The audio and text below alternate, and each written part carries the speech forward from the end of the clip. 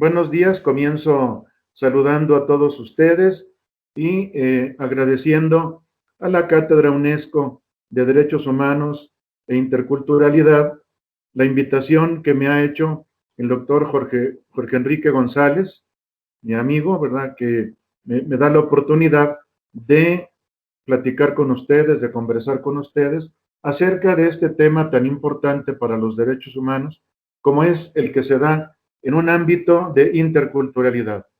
Voy a proceder en unos cuantos pasos. Primero, hablar de algunos paradigmas o modelos de derechos humanos que se dan simplemente sin tomar en cuenta la interculturalidad todavía, y también hablar de la situación de los derechos humanos en la interculturalidad, igualmente también según tres modelos que hay, ¿verdad? Y cómo se puede lograr una especie de diálogo o de consenso que se logra mediante el diálogo en una situación de interculturalidad de los derechos humanos. Sabemos que los derechos humanos están pensados para que los tengan todos los que, por el hecho de ser hombres, de nacer como seres humanos, los tengan. Son unos derechos universales e inalienables. Pero también hay paradigmas o modelos de los derechos humanos. Uno de ellos es el paradigma liberal, otro es el paradigma comunitario, y buscamos una tercera forma, un tercer modelo o paradigma que sea diferente, que sea más acogedor, que abarque más. El modelo neoliberal es, podríamos decir, unívoco, es decir, atiende a los derechos humanos individuales, a los derechos muy importantes, derechos que nos dan libertad.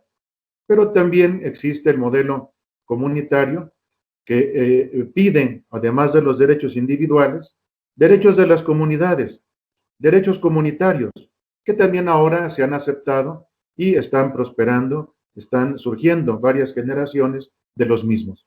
Hay un gran problema porque los del modelo liberal o del paradigma de derechos humanos liberal juran que se puede conseguir lo que buscan los derechos comunitarios con puros derechos individuales, pero todo indica que no ha sido posible, eso no es totalmente cierto, y por eso han surgido también los derechos humanos culturales, derechos humanos comunitarios. Vamos en busca de un derecho diferente, porque los derechos comunitarios muchas veces corren el peligro del relativismo, de lo que podríamos llamar un modelo equivocista. El relativismo significa que todo está en función de lo que piense esa comunidad, y eso pierde el carácter, hace perder el carácter universal, el carácter universalista que tienen los derechos humanos, porque muchas veces son interpretados de manera distinta por diferentes comunidades. Y por eso hemos buscado, tanto el profesor Jorge Enrique González como yo, un tercer modelo, que es un modelo analógico, un modelo más abierto, un modelo que trata de capturar las ventajas que tienen tanto el modelo liberal como el modelo comunitario y llegar a un paso más, que sería de la interculturalidad, es decir, unos derechos que sean al mismo tiempo individuales y comunitarios, que acepten de los dos tipos de derechos humanos, pero que tengan esa apertura que no tiene el derecho pensado unívocamente, pero tampoco esa apertura excesiva que tienen los derechos comunitarios o los derechos, digámoslo así, que tienen peligro de equivocidad, sino un modelo analógico diferente. Los modelos de interculturalidad también se parecen mucho a lo que acabamos de describir. Hay un multiculturalismo o interculturalismo, porque ya el modelo primero era la multiculturalidad, pero ahora se prefiere llamar interculturalidad porque las culturas interactúan, inevitablemente. Muchas veces, incluso a pesar de lo que queremos evitar, las culturas interactúan entre ellas, y muchas veces no de manera pacífica ni de manera ideal. Por eso hay que también pensar los modelos de interculturalidad que hay. Y encontramos muy parecido a lo anterior, el modelo de interculturalidad liberal, por ejemplo, de Química, que tiene también sus ventajas, promueve en la interculturalidad que se privilegien los derechos humanos individuales, como hemos visto también en el paradigma liberal o neoliberal de derechos humanos, sin más. Pero en el modelo de interculturalidad de los derechos humanos en el liberalismo, se privilegian los derechos individuales. Hay también una interculturalidad o multiculturalidad del lado, digamos, comunitario. Es un poco, por así decir, relativista y posmoderno. Por ejemplo, tenemos aquí el modelo de interculturalidad de Raymond Panikkar. Yo pude dialogar con él el año 94, 95, acá en México, y él tiene una filosofía que trata de ser totalmente intercultural, totalmente multicultural y tomar en cuenta el diálogo o la interacción que se da entre las culturas. Si el modelo liberal tiene el problema de la univocidad, es decir, que puede llegar a ser bastante impositivo, que puede llegar a pensar que obligue a las culturas sin diálogo, sino por obligación o imposición, a que defiendan y respeten los derechos humanos. Por otra parte, en cambio, el modelo comunitarista, el modelo de multiculturalismo o de interculturalidad comunitarista, tiene también el peligro, por lo menos el peligro, si no el defecto, el peligro, como hemos dicho, del relativismo, de que cada cultura diga lo que son los derechos humanos. Por eso es necesario buscar un modelo distinto, como hemos hecho para los derechos humanos en general. Un modelo o paradigma de interculturalidad que sea analógico, que no tenga la imposición del modelo unívoco, muchas veces del liberalismo, porque hemos tenido la experiencia de que teóricos o prácticos de los derechos humanos liberales tratan de evitar cualquier contaminación cultural. Únicamente dicen, estos son los derechos y estos son y nada más. Y los imponen, llegan a ser bastante impositivos. Pero como hemos visto también, el lado comunitarista tiene el problema de interpretar de manera diferente los derechos humanos y buscar también que se haga, que se cumplan a la manera en que ellos dicen. En cambio, un modelo de interculturalidad,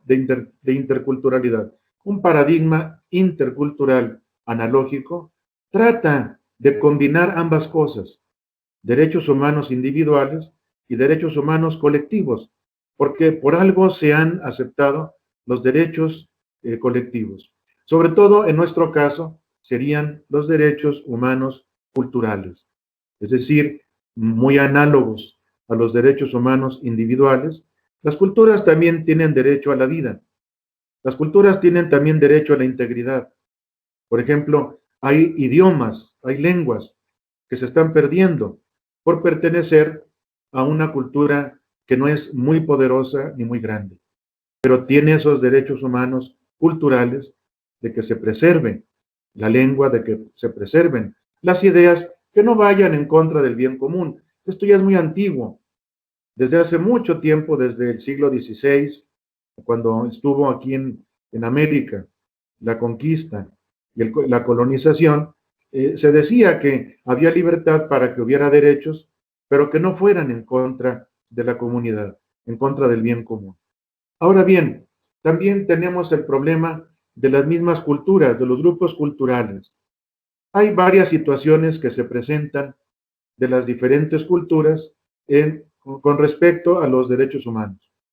Sabemos que en nuestros países, por ejemplo, en México, en mi situación, o en Colombia, hay el fenómeno de la interculturalidad. Hay pueblos originarios, es decir, hay pueblos indígenas que son culturas muy respetables y que sin embargo tienen diferentes concepciones acerca de los derechos humanos. Veamos las posibles posturas ante los derechos humanos de las diferentes culturas, incluso exagerando un poco. Pensemos que puede haber culturas que nieguen los derechos humanos o que los desconozcan o que conociéndolos los nieguen. Me ha tocado en alguna discusión, en algún congreso, algún pueblo, algún representante de un pueblo africano que decía que ellos no consideraban los derechos humanos porque eran occidentales, porque eran europeos. Ellos no tenían esa noción de derechos humanos ni los querían. Sin embargo, en la discusión se vio que sí los tenían, pero interpretados de manera diferente. Y ese filósofo africano tuvo que aceptar que de alguna manera tenían ellos derechos humanos.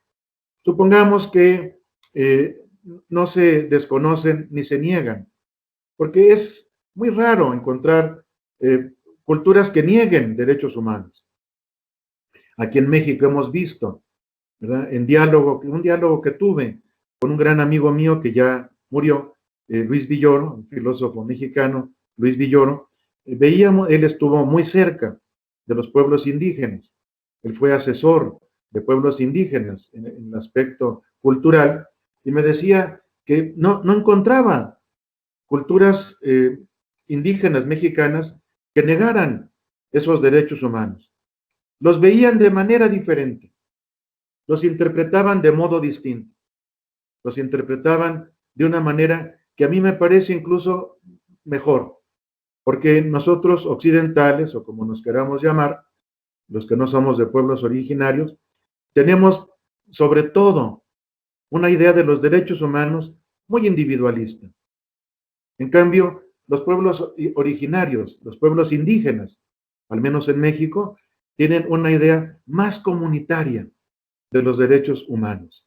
Son derechos humanos de su pueblo, son derechos humanos de su grupo, son derechos humanos de su comunidad.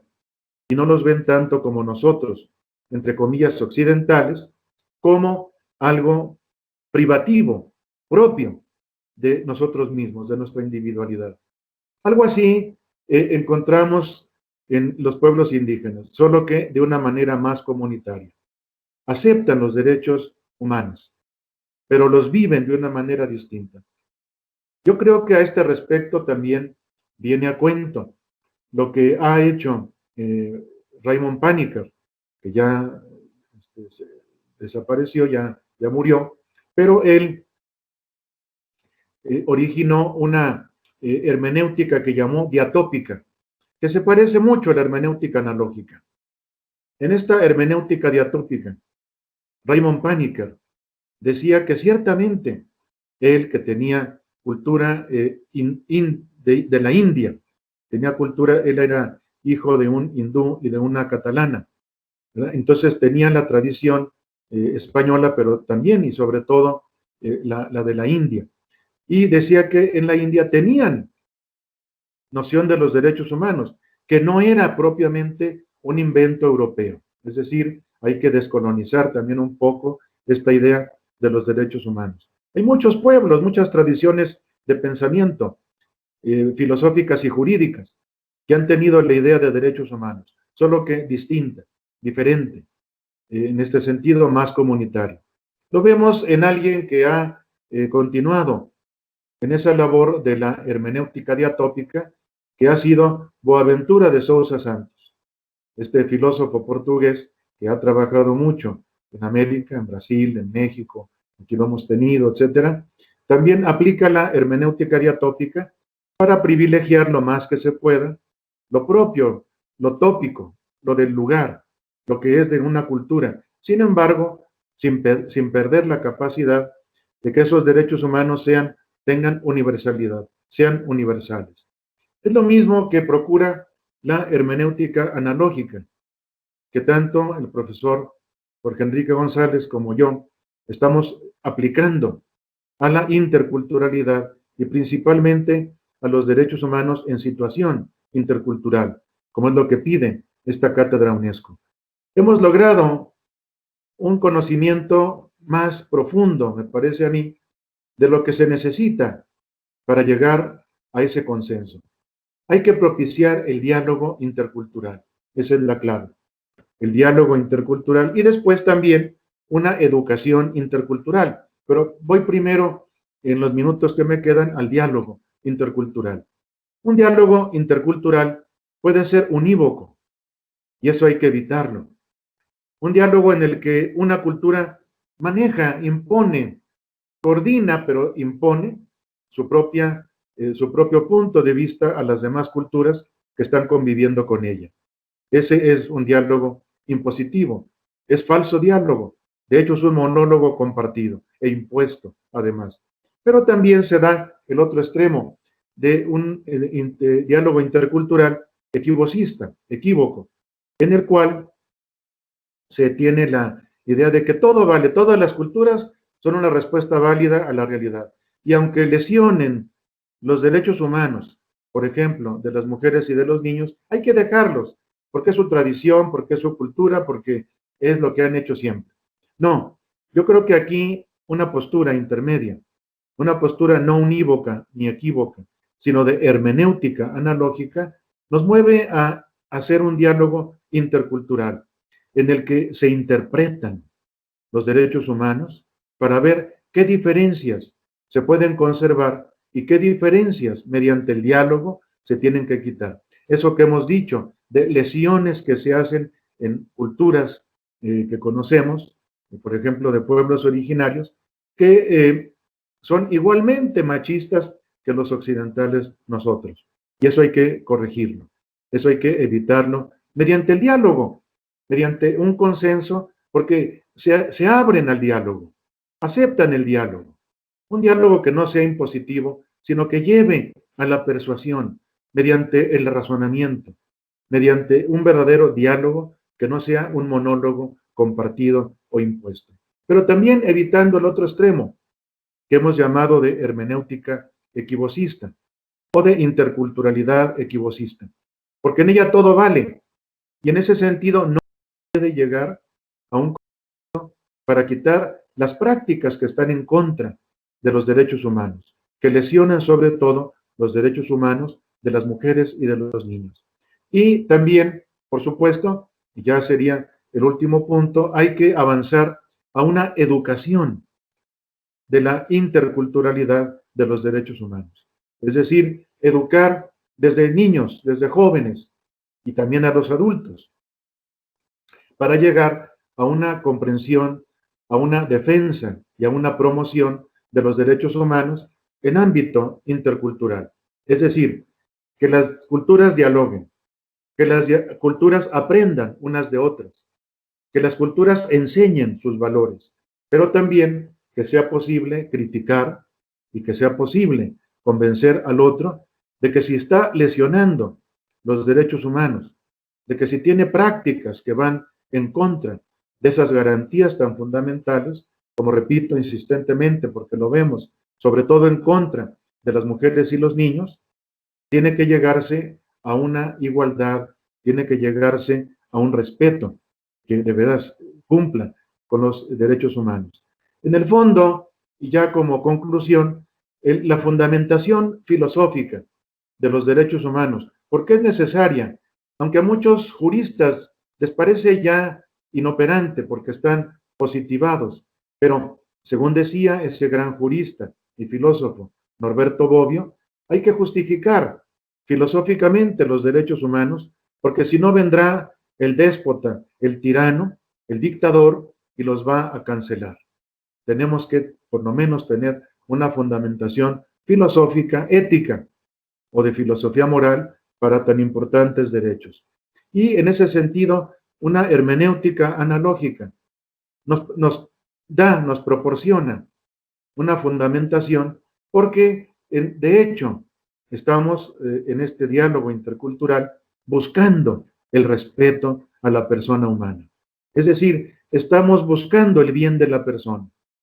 Se da en este sentido una fundamentación filosófica que pertenece a lo que llamamos ahora filosofía personalista. Personalista porque se centra en la persona. Personalista porque busca el bien de las personas individualmente y en comunidad.